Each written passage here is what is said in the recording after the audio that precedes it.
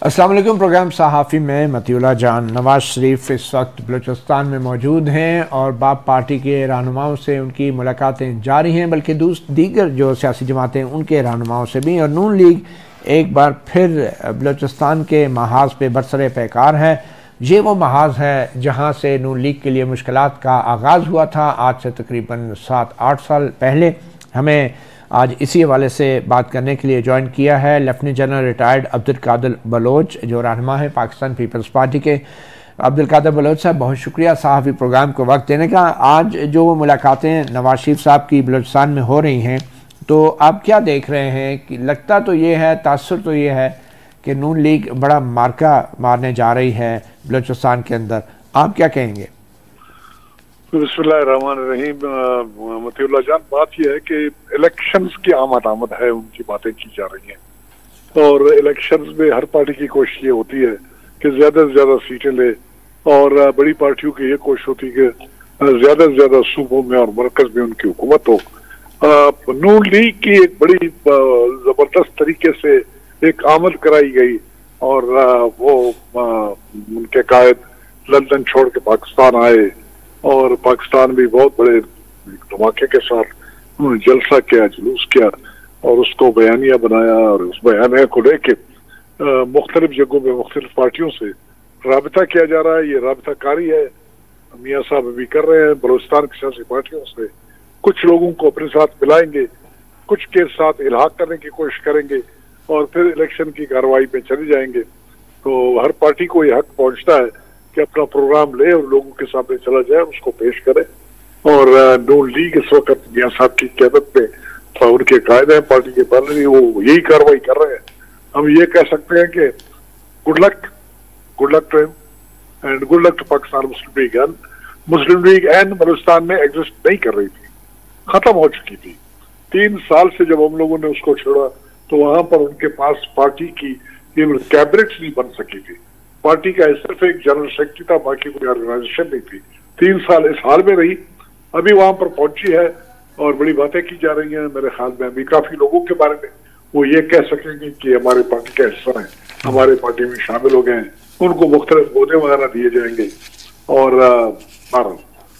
हम तो यही कह सकते हैं कि अल्लाह करे इनकी सफर और जो मंजिल उन्होंने मुस्लिम लीग नून में नए आने वाले लोग हैं, इन्होंने जो मंजिल पाई है, तो ये इनको नसीब हो और ये असूलों की सियासत करें और इसमें टिके रहें कि ये ना हो कि इसको भी बाकी पार्टियों की तरह जिसमें ये रहे हैं इनको छोड़ दें। अच्छा, मैं सिर्फ एक बात कहूँगा, अगर आप में से कोई वहां पर ये लोग जो शामिल हो रहे हैं उनसे एक सवाल जरूर किया जाए कि ये कौन सी पार्टी है उनकी सियासी कैरियर के दौरान, नंबर बता दें कि पहली पार्टी है, दूसरी है, तीसरी है, चौथी। ये जो भी शामिल हो रहे हैं नून लीग में ना। मगर बलोच साहब, आप खुद ये बात तस्लीम कर रहे हैं, ये कोई नई बात नहीं है, कोई अनोखी बात नहीं है। जो कुछ नून लीग कर रही है, इससे पहले आपकी जमात भी करती रही है, दूसरी जमातें भी करती रही हैं, तो इसमें सिर्फ नून लीग पे इल्ज़ाम क्यों? मैं यही कहूँगा कि जो आप कह रहे हो मैं आपसे इत्तेफाक करता हूँ। जो आप कह रहे हो ना, आपने कहा ना कि अच्छी बात नहीं है, तो मैं आपसे इत्तेफाक करता हूँ कि अच्छी बात नहीं। तो आप अगर इत्तेफाक कर रहे हैं तो फिर तो आप नून लीग पे भी तनकीद करने का हक नहीं रखते इस हवाले से? मुझे हक मिलता है, मैं इसलिए कि मैं या इसका जवाब कोशिश करना चाहिए, कोशिश करना चाहिए मुझे कि असूलों की बात करूं। असूलों में ये बात सही नहीं है जिस तरीके से गोल के गोल चले जाते हैं, ओवरनाइट लायनिटीज चले जाते हैं और एक नहीं, दो नहीं, कई लोग पूरे का पूरा हल्ला बन जाता है उनका और चले जाते हैं। अच्छा, तो ये बाप पार्टी के सदर खालिद मक्सी भी मिले हैं, चेयरमैन सेनेट सादिक संजरानी ने भी मुलाकात की है, जान जमाली ने भी, सरदार साले भूतानी और मंजूर काकड़ ने भी मुलाकात की है नवाज शरीफ साहब से। तो आपको इन मुलाकातों के बाद क्या लगता है? कुछ नहीं लगता है। एक तो बाप पार्टी है, वो अपनी पार्टी बरकरार रखेंगे, कुछ मुस्लिम लीग में शामिल हो जाएंगे, फिर इलेक्शन में चले जाएंगे। वहां पर ये घोड़ा और ये मैदान, वो होंगे, हम होंगे, बाकी पार्टियां होंगी और इंशाल्लाह मुकाबला हो जाए। कोई ऐसी बात नहीं है, कोई इनकलाब आने वाला नहीं है, कोई ऐसी बात नहीं है। मैं आपको ये लिख के देता हूँ कि मियाँ साहब बलूचिस्तान में हुकूमत नहीं बना सकेंगे, सवाल ही पैदा नहीं होता है कि वो ठीक है, लेकिन उनकी प्रेजेंस होगी। असल बात तो ये है at this point of time उसकी कोई नुमाइंदगी नहीं है पूरे बलूचिस्तान। हाँ। कोई भी नुमाइंदगी उनकी इस वक्त नहीं है, पार्लियामेंट्री नुमाइंदगी। अल्हम्दुलिल्लाह उनकी प्रेजेंस हो जाएगी। कुछ लोग अभी सेनेट में हैं, वो कहेंगे कि इतने मेरे सेनेटर बन गए, कुछ इसके बाद एमपीए बन जाएंगे, एमएनए बन जाएगा, पार्टी की प्रेजेंस हो जाएगी, अच्छी बात है। मुकाबला होना चाहिए सियासी जमातों में और लोगों की खिदमत के लिए उनको आगे आना चाहिए। इस वक्त ये जो बाप पार्टी है, इनको पूछने वाला कोई नहीं था। लूटमार की एक इंतहा थी मैं कि यही होगा। आप लोग खुद मालूम करने की कोशिश करें। अल्लाह करे इसमें कोई कमी आ जाए, लोगों की खिदमत की जाए और कोई डिलीवर कर सके कोई पार्टी। बलोच साहब, आप हमारे साथ रहें। हम बराह रास्त इस वक्त हमारे साथ मौजूद हैं मोहम्मद काजिम साहब, जो न्यू टीवी के कोयटा में ब्यूरो चीफ हैं, जहाँ पे ये मुलाकातें हो रही हैं, उनसे हम कुछ अपडेट लेते हैं। मोहम्मद काजिम, बहुत शुक्रिया हमें वक्त देने के लिए। क्या सूरत हाल है, कौन कौन लोग मिले हैं और क्या मुलाकातें ख़त्म हो चुकी हैं, किसी एलामिया का इम्कान है? देखें, मियाँ साहब जब यहाँ पहुँचे तो इंतहाई सख्त सिक्योरिटी में उनको लाया गया एयरपोर्ट से, और जो मुकामी मीडिया है उनको जो है ना उनके करीब नहीं आने दिया गया, ना होटल में ना एयरपोर्ट पे। और होटल में हमारे बहुत सारे 2-3 सहाफ़ी गए हैं, वो भी अपना बेस बदल के, मतलब कोई कहा कि मैं कमरा लेने के लिए जा रहा हूँ या कोई और, लेकिन उसको मुकामी मीडिया से मियाँ साहब को दूर रखा गया। इस वक्त सरीना होटल के पास मैं खड़ा हूँ, तो यहाँ मियाँ साहब ठहरे हुए हैं और यहाँ जो है ना उनकी मुलाकातें जारी हैं।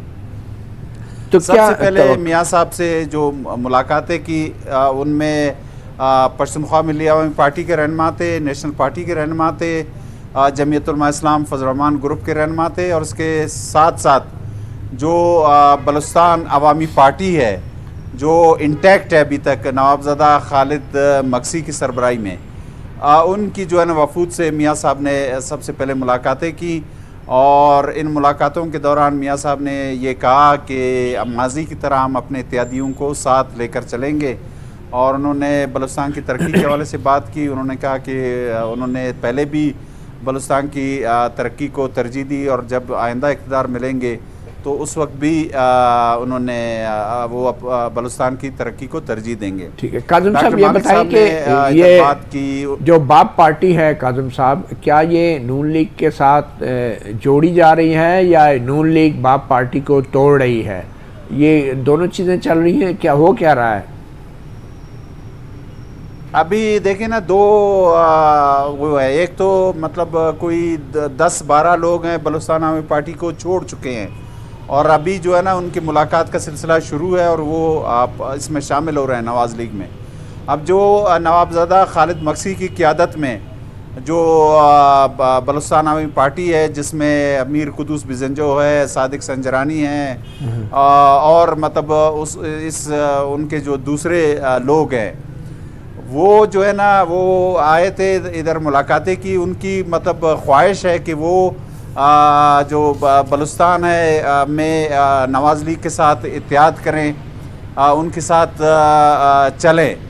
अब ये फ़िलहाल वो नहीं है मालूम, लेकिन कि वो किसी के कहने पर साथ हो रहे हैं या नवाज़ लीग की कोशिश है कि उनको साथ मिलाए, लेकिन ये वो लोग खुसूसी तौर पे जो है ना पहुँचे हैं, और सादिक संजरानी जो है ना वो पहुँचे यहाँ, और नवाबज़दा खालिद मक्सी उन्होंने यहाँ उनसे मुलाकातें की। अच्छा काजिम साहब, ये अजीब बात है, और काजिम साहब ये अजीब बात नहीं है कि मक्सी साहब बाप पार्टी के सरबराह हैं, उनकी पार्टी के लोग तोड़े जा रहे हैं, और वो खुद भी नवाज शरीफ साहब से मुलाकात करके मिल के चलने की बात कर रहे हैं। ये अजीब बात नहीं लगती है कि एक पार्टी को तोड़ा जा रहा है और वो पार्टी जो है वो इत्तेहाद की बातें भी कर रही है नून लीग से? मेरे ख्याल में अब अजीब न सिर्फ अजीब है बल्कि गरीब भी है, और अजीब से कई गुना ज़्यादा है, चूँकि यहाँ जो है ना वो उस तरह की जो नज़रियाती जमातें हैं या उस तरह की जो जमातें हैं, ना बलूचिस्तान अवामी पार्टी शुरू से इस तरह की जमात थी, ना आइंदा होगी। तो ये जो है ना वो जो इलेक्टेबल्स हैं, उन्होंने जो है ना उस वक्त नवाज शरीफ से बगावत करके जमात बनाई थी। अब उनमें से कुछ छोड़ के वापस वहाँ चले गए हैं नवाज़ लीग में, और कुछ जो है ना बाहर है, उनको अभी जो सियासी मुबसरीन है उनका ये कहना है कि ये जो बलूचिस्तान आवामी पार्टी जो इंटैक्ट है इसको प्रेशर ग्रुप के तौर पे रखा जाएगा, या जो है ना ये इसी तरह इसको बरकरार रखेंगे, या आइंदा जो हुकूमत बनेगी नवाज लीग की क़यादत में या उनकी इत्तेहादियों में उसमें शामिल होंगे, ठीक है, या वफाक में भी उनके साथ जो है ना ये मिल के चलेंगे। एक छोटी सी ब्रेक लेते हैं, मगर जाते जाते लेफ्टिनेंट जनरल अब्दुल कादिर बलोच साहब के लिए एक सवाल छोड़ के जा रहे हैं कि जनरल साहब, जिस इदारे के लिए आपने इतनी कुर्बानी दी, नून लीग से इस्तीफ़ा दिया, उस पार्टी को छोड़ दिया, अब इस तमाम मामलात में आप क्या समझते हैं कि उस इदारे का भी कोई हाथ है? एक छोटी सी ब्रेक के बाद।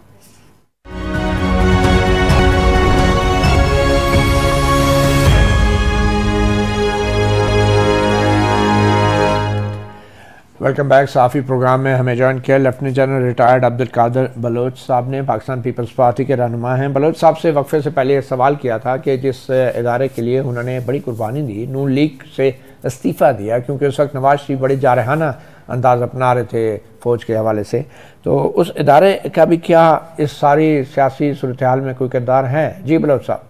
मैं उसके बारे में यही कहूँगा जो काजिम से आपने पूछा, उन्होंने कहा कि क्या, आपने कहा क्या ये अजीब नहीं, तो उन्होंने कहा अजीब भी है, गरीब भी।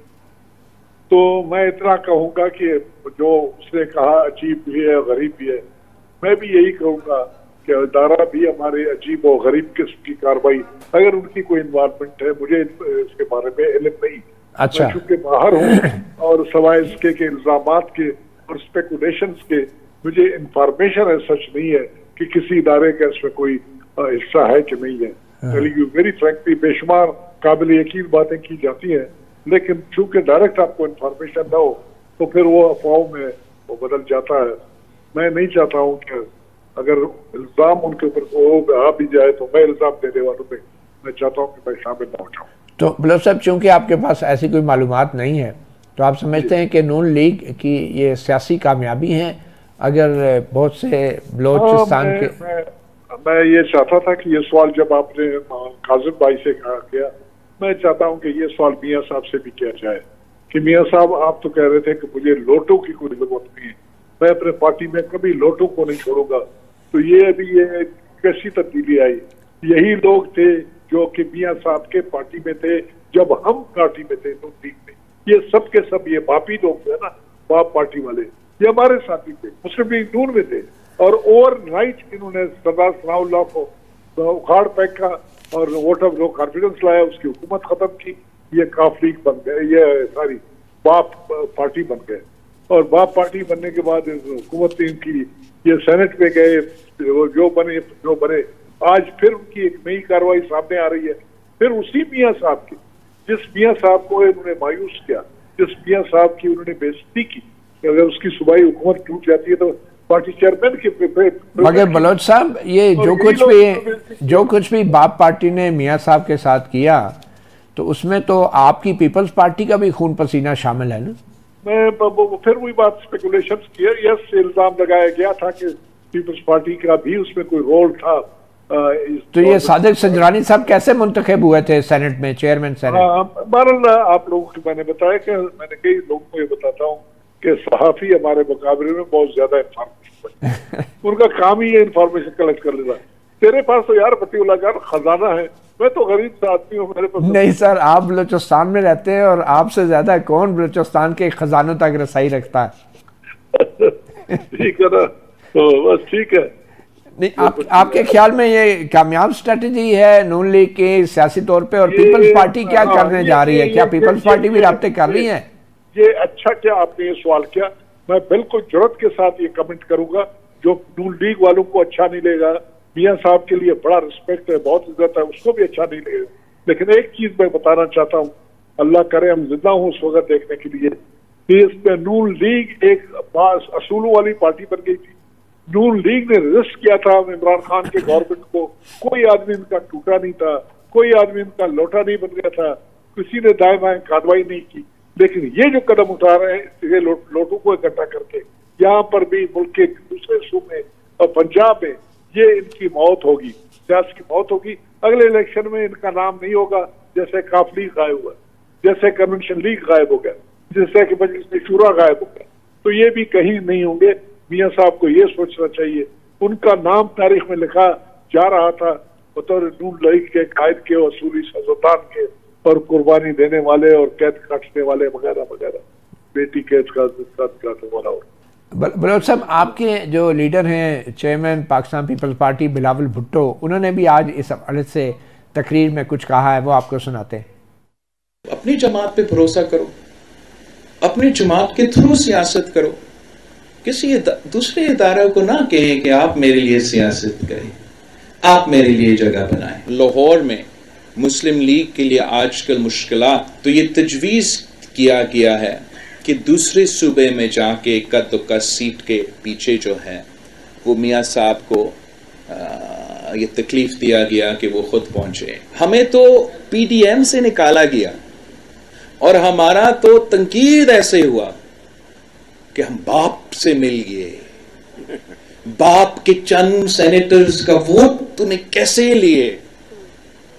तो उम्मीद है कि नून लीग कंसिस्टेंट रहेगा, और अगर कल बाप बुरा था तो आज भी बाप बुरा होगा।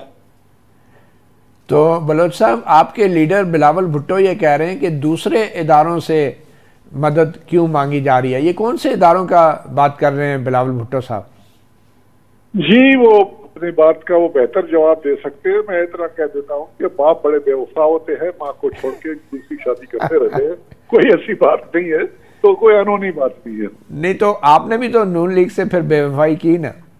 मैं अभी क्या बताऊं, जहां पर ये नारे लगते थे, ये जो वर्दी है, ये जो दहशतगर्दी है वगैरह वगैरह फलाना फलाना, मेरे लिए उस पार्टी के प्लेटफॉर्म पे, उस स्टेज पे बैठना मेरे लिए नामुमकिन हो गया था कि ये बातें मैं बर्दाश्त कर लूं।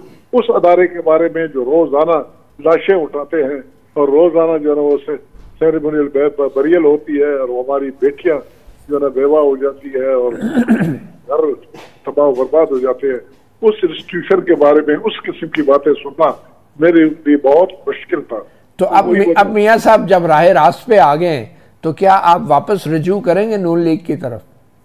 नहीं, मैं नून लीग की तरफ रजू करने की जरूरत नहीं है। मैंने नजरियाती तौर पर इसको बेहतर समझा। लेकिन मैं आपको एक बात बता दूं कि मेरा सियासत में नून लीग में जाने से पहले मेरा ज़हनी झुकाव भुट्टो साहब की तरफ था। लेकिन उस वक्त जब मैं सियासत में किसी पार्टी में शामिल होना चाहता था, और मैंने बन गया था इंडिपेंडेंट, मैं जीत चुका था, तो उस वक्त मुश्किलात थे पीपल्स पार्टी की तरफ जाने के लिए, तो मैं नून लीग में चला गया। मुझे कोई पछतावा नहीं है मुझसे पीपल्स पार्टी में जाने से, कोई वो नहीं। आई एम वेरी कंफर्टेबल, और मैं कोई पक्का सियासतदान नहीं हूँ, और मैं ये नहीं है कि सारी जिंदगी अभी भी वैसे भी अभी उम्र के ऐसे स्टेज पर पहुंच चुके हैं कि ये दाएं बाएं लोटे बनना और फलान करना मेरे ख्याल में अपने आप की बेइज्जती है। चलिए, बहुत शुक्रिया lieutenant general retired Abdul Qadir Baloch, रहनुमा पाकिस्तान पीपल्स पार्टी, सहाफ़ी प्रोग्राम को वक्त देने का। मोहम्मद काजिम साहब की तरफ चलेंगे। काजिम साहब, क्या सूरत हाल है, कल का क्या शेड्यूल है और क्या मतवक्को है कल के लिए? कोई मुश्तरका एलामिया, कुछ नए लीडरों का ऐलानात, कोई प्रेस कॉन्फ्रेंस? देखें, मियाँ साहब की जो अहम मुलाकातें थी वो आज थी, जिसमें सियासी जमातों के रहनुमाओं से मुलाकातें थी, और जो शमूलियत करने वाले जो लोग थे। कल जो है ना वो यहाँ इनके पार्टी के जो कारकुन हैं उनका कोई कन्वेंशन होगा, उनमें शिरकत करेंगे। इसके अलावा इस बात का इम्कान है कि वो जो पश्तूनख्वा मिली पार्टी के जो रहनुमा हैं, सरबराह हैं, महमूद खान अचकज़ई, उनके घर जाएंगे, उनसे मुलाकात करने का भी अभी तक जो है ना उनके इस प्रोग्राम का हिस्सा है। और इस बात का भी इम्कान है कि वो नवाबज़ादा लश्करी रहसानी के घर भी अभी तक जो है ना उनके वो जो शेड्यूल है उसका हिस्सा है। अब बाकी जो है ना वो 12 बजे तक जो है ना यहाँ है, और 12 बजे के बाद जो है ना वो वापस लाहौर चले जाए। चलें जी, नवाज शरीफ साहब कल की एक और वापसी मतवक्को है कल कोयटा के दौरे के बाद। और अब हम चलते हैं सुप्रीम कोर्ट के उन फैसलों की तरफ, और ख़ास तौर पे इस्लामाबाद हाई कोर्ट के उन फैसलों की तरफ जिसका बराह रास्त ताल्लुक़ तहरीक इंसाफ से है, जनरल फैज़ से है, और साबिक़ चीफ जस्टिस साकिब निसार से है।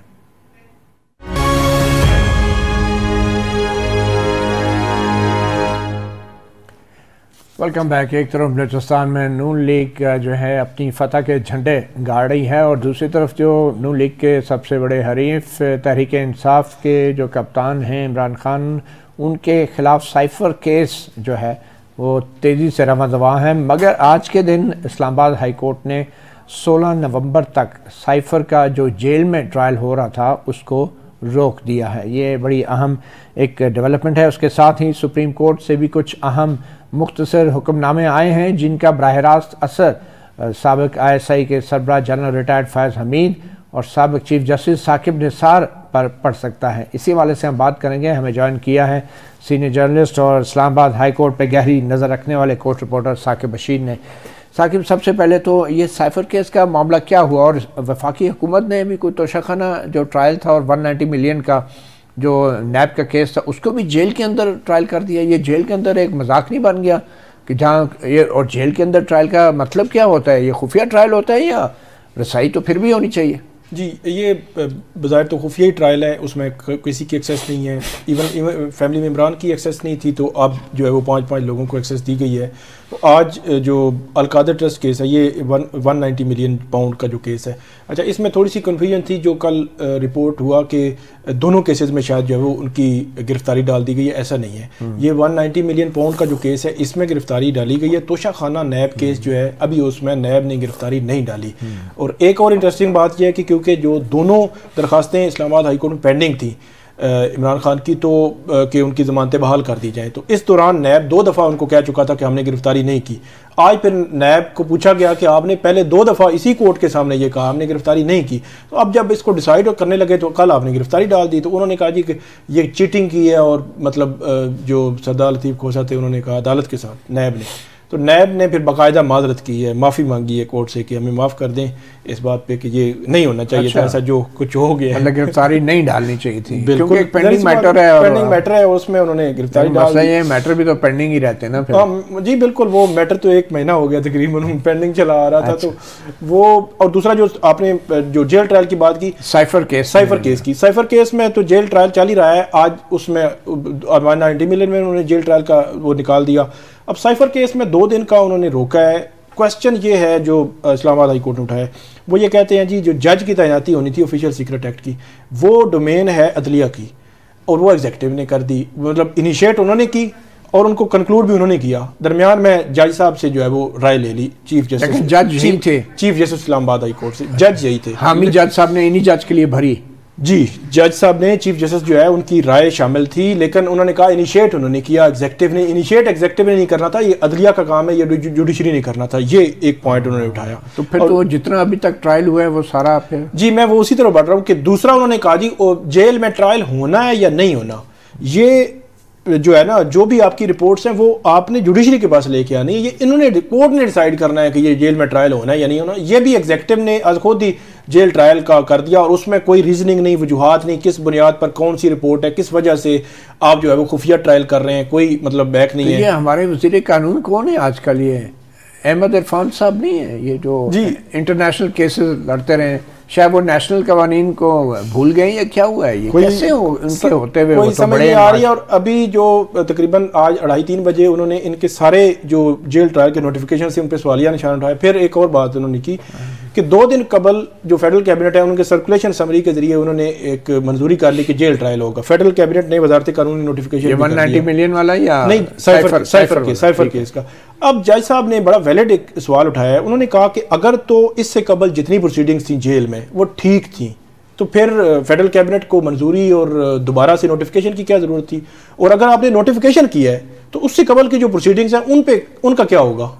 तो ये वो सवालात हैं। अटॉर्नी जनरल थे, वो भी कोई सेटिस्फाई नहीं कर सके, तैयारी नहीं होगी उनकी, तो वो पता नहीं उनका क्या था। लेकिन वो जैसे ही निकले हैं तो एक और नोटिफिकेशन वजारत कानून ने निकाल दी है। तो ये वही बात हुई है कि जो DC इस्लामाबाद थे उन्होंने जब उनको MPO ऑर्डर जारी करने से इख्तियारात से तजावुज़ से रोका गया तो उनके कंटेम्प्ट शुरू हो गई। कंटेम्प्ट में वो आगे माफ़ी मांगने लगे। तो इस दौरान थोड़ा सा 2-3 दिन का वक्फा था, तो इस दौरान उन्होंने चौधरी परवेज़ इलाही का भी MPO उसी इख्तियारात से तजावुज़ में जारी कर दिया।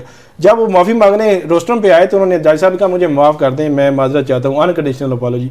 उन्होंने कहा अजीब अनकंडीशनल अपॉलॉजी, आपको मैंने कंटेम्प्ट का नोटिस इशू किया है और आपने दोबारा वही इख्तियारात से तजावुज़ करके एक और MPO जारी कर दिया है। तो ये भी बजाय जो है वो नोटिफिकेशन जो है मुझे लगता है 190 मिलियन आज ही का था, आज ही था। मतलब 3 बजे उन्होंने स्टे किया, 4 बजे नोटिफिकेशन आ गया, तकरीबन 3:30 पौने 4 बजे। अच्छा। बल्कि नोटिफिकेशन से पहले ही नैब की टीम वहां पहुंच चुकी थी, जज साहब एहतसाब अदालत के वहां पहुंच चुके थे सारे, मतलब ये कि बगैर नोटिफाई किए हुए। तो ये जेल ट्रायल वाला मामला जो है वो बज़ाहिर ऐसे लगता है कि स्टे जो दिया गया है उसमें कुछ चीज़ें ऐसी हैं कि वो प्रमाशाह देख रहे हैं कि बादियों नज़र में कुछ इश्यूज हैं। अगर वो उन इश्यूज में इन डेप्थ चले गए तो फिर इसका ट्रायल पे भी मेरे ख्याल में क्वेश्चन आ सकता है कि जो ट्रायल हो चुका है उसका स्टेटस जो है वो क्या होगा, उसका स्टेटस क्या होगा। तो ये तो अब कम से कम इमरान खान जो गिरफ्तारी है उनकी, अब वो किस केस में इस वक्त? साइफर केस में तो वो है ना, उनकी बेल नहीं है। दूसरा ये 190 मिलियन केस है। अब 190 मिलियन में भी एक और जो आज सरदार लतीफ़ खोसा के जो साहबजादे हैं, सरदार शहबाज खोसा, उन्होंने अदालत के सामने रखा है कि जब मामला पेंडिंग था इस्लामाबाद हाई कोर्ट में 9 मई वाली जो गिरफ्तारी थी, तो उन्होंने कहा कि 9 मई की गिरफ्तारी सुप्रीम कोर्ट ने यह कहा था कि उसकी क्योंकि बुनियाद ही गलत है तो बेशक जितना मर्जी मामला आगे बढ़ जाए, तो उन्होंने गिरफ्तारी कलअदम करार दे दी। उन्होंने कहा कि यहाँ पे भी नैब ने यहाँ पे 2 दफ़ा स्टेटमेंट्स दी थी हाई कोर्ट के सामने और कोर्ट ने कहा हाँ बिल्कुल स्टेटमेंट्स तो नैब ने दी थी, तो इसके बावजूद उन्होंने गिरफ्तारी की है। तो जिस गिरफ्तारी की बुनियाद ही गलत है, तो सुप्रीम कोर्ट की जजमेंट मौजूद है, आप इसको भी सेटिसाइड करें और ये रिवर्स करें दोबारा से अलका जो 190 मिलियन वाली ये गिरफ्तारी है। लेकिन इसमें जो जजेस हैं, चीफ जस्टिस आमिर फारूक और जस्टिस तारिक महमूद जंगीरी, उन्होंने फैसला जो है महफूज कर लिया है। अच्छा, इस पर फैसला नहीं दिया? जी, फैसला महफूज हो गया। चलें, अब वो फैसला भी एक ना एक दिन आ ही जाएगा। ये सुप्रीम कोर्ट की तरफ से भी और साकिब बशीर साहब बड़े अहम फैसले आए हैं, 2 फैसले आए हैं। एक तो वो जो टॉप सिटी के ओनर थे, उन्होंने जनरल रिटायर्ड फैज़ हमीद के खिलाफ एक पटिशन डाली थी जो डिस्पोज ऑफ कर दी गई और कहा गया ये ह्यूमन राइट्स की पटिशन नहीं बनती। लेकिन ये डिस्पोज ऑफ करते करते जो 3 सफ़ात का ऑर्डर आज जारी हुआ है वो बड़ा दिलचस्प है। उसमें एक तो वो तमाम इल्ज़ामात जो जनरल फैज़ हमीद के खिलाफ लगाए गए थे उनकी एक पूरी फहरिस्त जो है वो सुप्रीम कोर्ट के हुक्म का हिस्सा बना दी गई है, रिप्रोड्यूस हो गए सारे इल्ज़ामात। और फिर उसमें जो सुप्रीम कोर्ट ने कहा है कि ये जो इल्ज़ामात हैं जनरल रिटायर्ड फैज़ हमीद पे, ये इंतहाई संगीन नौइयत के हैं और अगर ये सच्चे हैं तो इसमें कोई शक नहीं कि इससे वफाकी हुकूमत, अफवाज पाकिस्तान, ISI और पाकिस्तान रेंजर की जो शोहरत है वो ख़राब होगी, ये अंडरमाइन होगी जो रेपुटेशन है।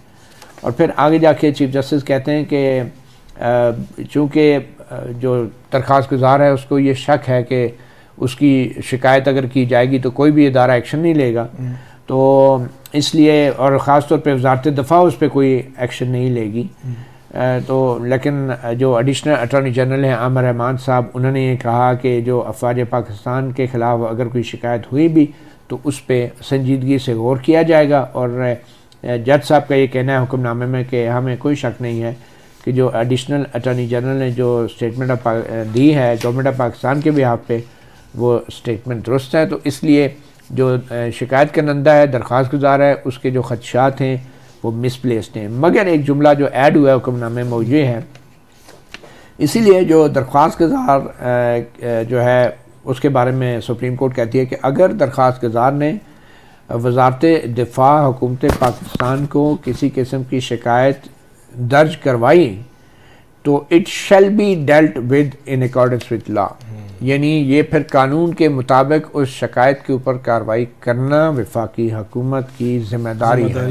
तो ये एक किस्म का बाइंड कर दिया है वफाकी हुकूमत को।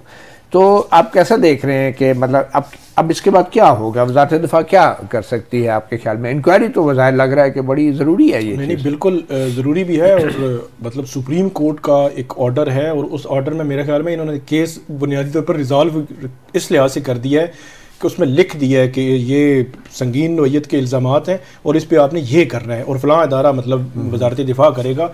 तो मेरा ये ख्याल है कि अब इस ऑर्डर के बाद वज़ारत दिफा को यकीनी तौर पर कुछ ना कुछ जो है वो करना पड़ेगा, उसके बगैर तो नहीं है कि इतना बड़ा क्लियर और सारे जो इल्ज़ामात हैं रिप्रोड्यूस हो गए हैं, उसका हिस्सा बन गए हैं। तो ये जिस तरह 2-3 दिन पहले जब ये समाअत हुई थी उस वक्त आया था कि यार ये मेंटेनेबल नहीं है या उसमें कोई डायरेक्शन नहीं आएगी, तो बज़ाहिर इसमें तो बाकायदा तौर पर एक डायरेक्शन भी किसी न किसी तरह मौजूद है। अच्छा, आखिर में सुप्रीम कोर्ट ने आज एक और टॉप सिटी से ही रिलेटेड एक जो असल मालकन थी, जो दावा कर रही थी कि ज़ाहिदा जावेद असलम जो हैं, उन्होंने सहाफ़ी प्रोग्राम में इंटरव्यू भी दिया था, इंकशाफ किया था कि चीफ जस्टिस साकिब निसार ने चैम्बर में बैठ के उनकी एक दरख्वास्त पे एक्शन लिया, टॉप सिटी के मालिक को बुलाया और FIA से इंक्वायरी करवाई, और FIA के ज़राए जो आज भी हमें बता रहे हैं, और वो इंक्वायरी रिपोर्ट भी चीफ जस्टिस साकिब निसार के सामने रखी गई चैम्बर में कि वो दुरुस्त बात कह रही हैं खातून, उनसे ये टॉप सिटी की ज़मीन छीनी गई और जालसाजी के ज़रिए वो सारी ज़मीन हथियाई गई। तो जस्टिस साकिब निसार ने वो केस क्लोज़ कर दिया था अचानक ही, और वो खातून बड़ी परेशान हुई कि FIA ने उनके हक़ में भी रिपोर्ट दी, तब भी क्लोज़ कर दिया गया। उस हवाले से आज चीफ जस्टिस काज़ी फाइज़ ईसा ने अपना तहरीरी हुक्मनामा एक अलग से जारी किया, जिसमें कहा गया है कि चीफ जस्टिस साकिब निसार को कोई अख्तियार नहीं, किसी भी चीफ जस्टिस को, कि वो इस तरह ह्यूमन राइट्स की एप्लीकेशंस जो हैं चैम्बर में लगाए और उनको फिर डिसाइड करता फिरे। ये चीफ जस्टिस का अख्तियार नहीं है। तो इसलिए जो साकिब निसार साहब ने जो हुक्मनामा जारी किया था, जिसमें वो केस क्लोज हुआ था, वो हुक्म जो है वो गैर मुस्तर करार दे दिया, कलअदम करार दे दिया, और कहा है कि आइंदा से जो 3 रुकनी कमेटी बनी है प्रैक्टिस एंड प्रोसीजर एक्ट के तहत, तो उस कमेटी जो है वो फैसला करेगी कि केस अब लगना है कि। तो आपके ख्याल में ये साकिब निसार के लिए बड़ी ही एम्बेरसमेंट नहीं है कि एक चीफ जस्टिस के हुक्म ने एक ऐसा हुक्म जारी किया और मालूम नहीं उसके पीछे क्या लालच थी, पहले डरा धमका के फिर अचानक केस क्लोज क्यों कर दिया गया? नहीं, चैम्बर में तो वही बात है ना कि खुफिया तरीके से आप जो है वो एक चीज़ लाते हैं, HR सेल के ज़रिए आई है, आपने उसको एंटरटेन किया है, वहीं से रिपोर्ट कोई मंगवाई, ऑर्डर किया, किसी को कोई पता ही नहीं क्या हेयरिंग हो रही है। तो मेरा ये ख्याल है कि बहुत बड़ी मतलब एम्बेरसमेंट है कि आप जो है वो इस तरह जो है वो समातें करते रहे हैं जेल में और ऑर्डर्स करते रहे हैं, और इस पे जिस तरह आगे लिखा है कि 3 रुकनी कमेटी जो है वो इसको देख सकती है। तो अब क्या ख्याल है कि आगे चलकर जो है वो सुप्रीम कोर्ट इस मैटर को सीरियसली देखे और इसको वंस फॉर ऑल जो है वो मतलब सेटल करें कि आइंदा कोई ऐसी सिचुएशन जो मेरे ख्याल में प्रैक्टिस एंड प्रोसीजर एक्ट में मामला तो सेटल हो गया है, मगर इसमें कोई शक नहीं कि जनरल रिटायर्ड फैज़ हमीद और साबिक़ चीफ जस्टिस साकिब निसार के हवाले से ये जो अहकामात हैं उनके लिए मुस्तक़बिल में कानूनी मुश्किलात पैदा कर सकते हैं। सहाफ़ी प्रोग्राम से इतना ही, इजाज़त दीजिए, अल्लाह हाफ़िज़।